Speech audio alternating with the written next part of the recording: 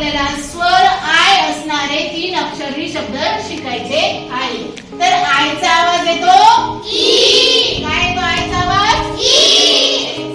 Right the correct pronunciation. B आयचा आवाज काय येईल बरं आता ई. काय येईल ई. यांचा आवाज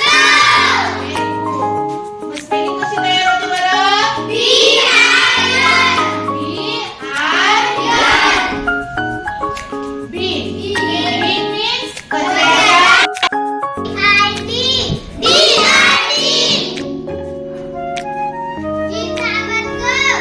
चा आवाज ग.